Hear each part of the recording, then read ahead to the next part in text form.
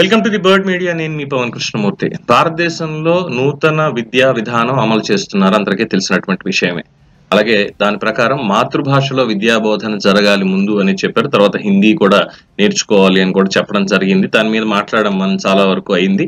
ఇప్పుడు తమిళనాడులో కూడా కొత్త విద్యా విధానాన్ని ప్రకటించేశారు స్టాలిన్. మాకు జాతీయ విద్యా విధానం మాకు అవసరం లేదు, మేము మా రాష్ట్ర విద్యా విధానాన్ని మేము అమలు చేస్తాము అని చెప్పి స్పష్టంగా కేంద్రంతో ఢీ అంటున్నారు. సో దాంట్లో భాగంగా ఆయన ఏం చేస్తున్నారు, జాతీయ విద్యా విధానానికి ఇది నిర్ణయాత్మక విరామం లాంటిది అంటూ ఆయన వ్యాఖ్యానించారు. దీంట్లో పూర్తిగా సైన్స్ అండ్ ఆర్టిఫిషియల్ ఇంటెలిజెన్స్ మరియు ఇంగ్లీష్ కి ప్రధానంగా పెద్దపీట వేశారు. సో జాతీయ విద్యా విధానంలో ఉన్నటువంటి దానికంటే మాది చాలా భిన్నంగా ఉంటుంది. దీంట్లో మేము సైన్స్ కి, ఆర్టిఫిషియల్ ఇంటెలిజెన్స్ కి, ఇంగ్లీష్ కి పెద్దపీట వేసాం. 11 నుంచి 12 తరగతుల మార్కుల ఆధారంగానే యూజీ అడ్మిషన్స్ ఉంటాయి. అండర్ గ్రాడ్యుయేషన్ అడ్మిషన్స్ కేవలం 11, 12 తరగతుల మార్కులు, అంటే ఇంటర్మీడియట్ మార్క్స్ ఏవైతే ఉన్నాయో వాటిని బేస్ చేసుకుని అడ్మిషన్స్ ఉంటాయని చెప్పారు. అలాగే ఇక 10వ తరగతి వరకు రాష్ట్ర బోర్డు, సిబిఎస్ఈ, ఐసిఎస్ఈ సహా అన్ని బోర్డుల్లోనూ విద్యార్థులు తమిళం చదువుతారు. ఖచ్చితంగా తమిళ మీడియం ఉంటుంది అని చెప్పి వాళ్ళు చెప్పారు. ఇక దీనికి సంబంధించి మరి బీజేపీ వాళ్ళు మాట్లాడకపోతే ఎలా? బీజేపీ వాళ్ళు కూడా మాట్లాడతారు. సో మాజీ గవర్నర్ బీజేపీ నేత తమిళిసై సౌందరరాజన్ మాట్లాడుతూ తమిళనాడు విద్యా విధానాన్ని తప్పుపట్టి ఇది రాష్ట్ర అహంకార విధానం, స్టాలిన్ ప్రభుత్వం విద్యను కుదించాలని కోరుకుంటోంది అంటూ వ్యాఖ్య. ఎవరి భాషకు వాళ్ళకు వచ్చింది, ఏం చేస్తాం, దీని మీద చెప్పలేం. మహారాష్ట్రలో మళ్ళీ ఎంఎన్ఎస్ వాళ్ళు భాషా వివాదాన్ని తీసుకొచ్చారు. దాని మీద అక్కడ ఒక ఇడ్లీ వ్యాపారి మీద దాడి కూడా జరిగింది. మరాఠా నేర్చుకుని తీరాల్సిందే, మరాఠా వచ్చి ఉండాల్సిందే.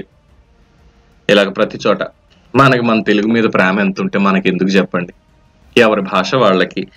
నేను చాలాసార్లు చెప్పాను, భాష, మాతృభాష అనేటువంటిది ఎందుకు ఇంపార్టెంట్ అనేది చాలాసార్లు చెప్పాను. ఇప్పుడు ఉద్యోగం చేసుకోవడానికో, వ్యాపారం చేసుకోవడానికో, ఇతరత్ర ఉండేదానికో ఇతర భాషలు మనం నేర్చుకోవద్దు అని నేను ఎప్పుడు చెప్పలేదు. అది కేవలం మనకి అవసరానికి మాత్రమే. కానీ ఇది జీవితం, ఇది మన జీవితం. సో ఎవరి భాష మీద వాళ్ళకి మమకారం ఉంటుంది. ఖచ్చితంగా మన భాషను మనం అభివృద్ధి చేసుకోవాలి. అలాగే ఇతర భాషల్ని గౌరవించాలి. ఆ భాష తక్కువది, ఈ భాష ఇందులో ఎలా ఉంటుంది, ఇది చెత్త భాష, ఇలాంటి కామెంట్స్ ఎవ్వరు చేయక్కర్లేదు, అవసరమే లేదు.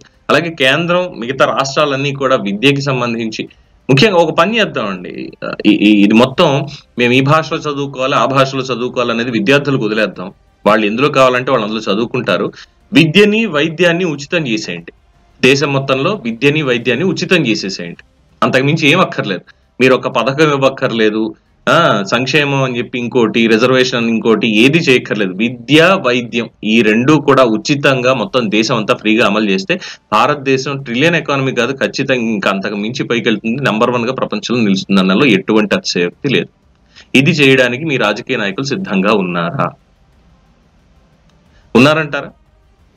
మీ అభిప్రాయాన్ని కామెంట్స్ రూపంలో తెలియజేయండి. చూస్తూనే ఉండండి ది బర్డ్ మీడియా.